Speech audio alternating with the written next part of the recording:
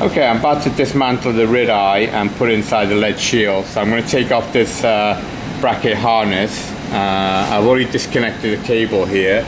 So first thing I need to find is my Allen wrench. If I can find where that little, oh yeah, here it is. I got the Allen wrench.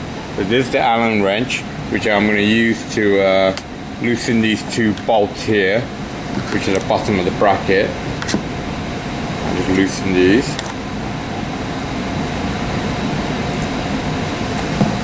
I'll loosen this one.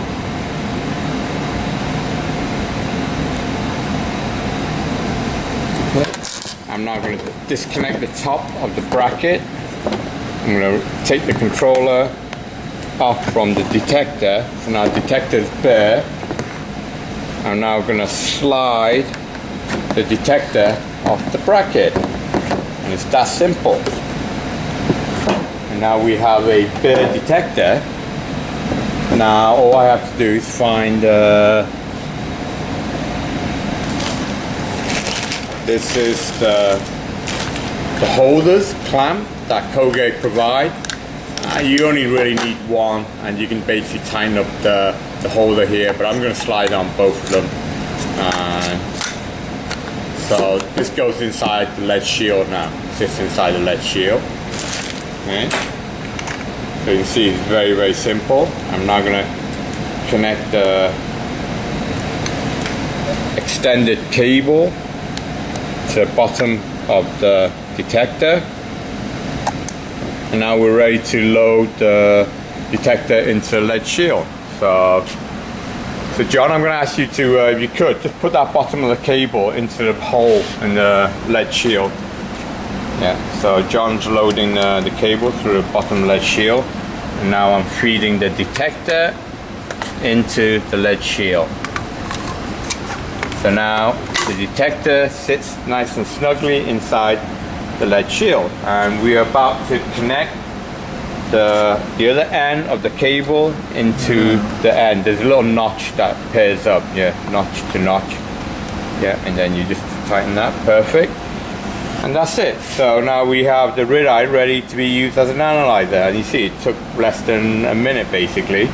So the controller, so I'm going to fire up the controller now. So it's like a normal operation of red eye. It'll power up and then it'll go through the auto calibration sequence.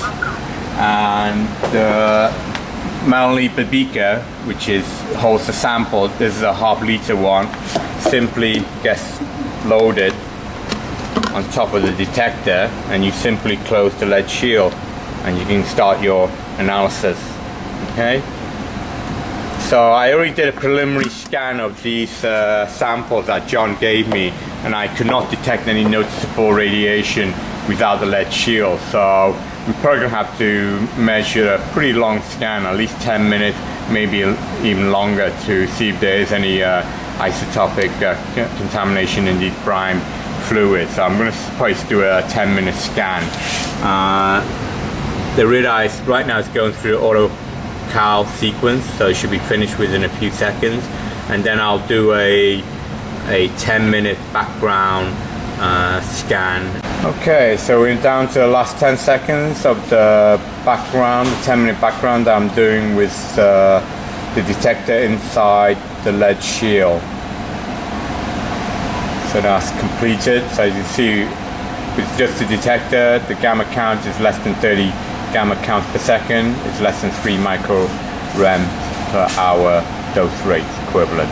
So now I'm gonna load a sample into the detector chamber, and the first sample is produced water, serial number 092012.024. As you can see, there's a liquid oil sitting on top of this briny water, so it really is produced water from West Pennsylvania, a drill site somewhere in West Pennsylvania collected back in 2012. So I'm not going to load into my ½ liter milliliter beaker because there's only like 100 cc's of liquid in there, so it'll just sit inside this circular ring. So I'm just going to load the sample directly on top of the detector.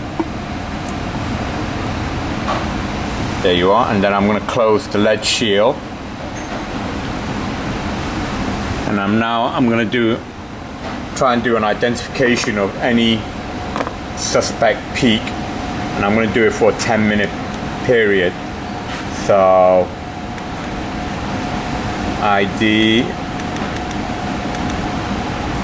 actually let me cancel that because I'm actually going to go into the menu and set the capture time to 10 minutes rather than using the 30 seconds, which is a painful way of doing this. So I'm going to set the capture time to 10 minutes. Alright, capture time is now set to 10 minutes.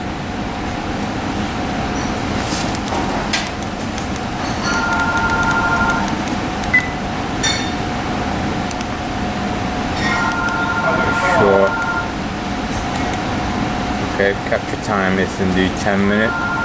Alright, so now I'm going to do an ID, and it's just indeed set for 10 minutes. So now I'm doing an ID on this sample for 10-minute periods and see whether we detect any possible gammas.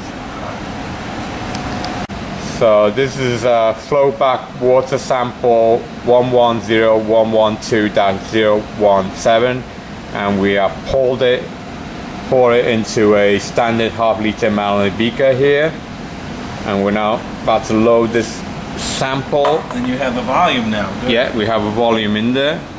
Perfect. Did you see it's right up to the line? Yeah. Whatever that volume is. So load up there, close the lid, and we're going to hit identify, and away we go. Saying the same. It's Marcellus rock formation into the detector.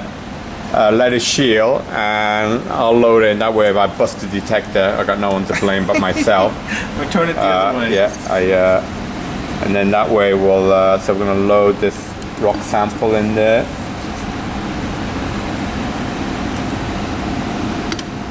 It's not that hot, I guess.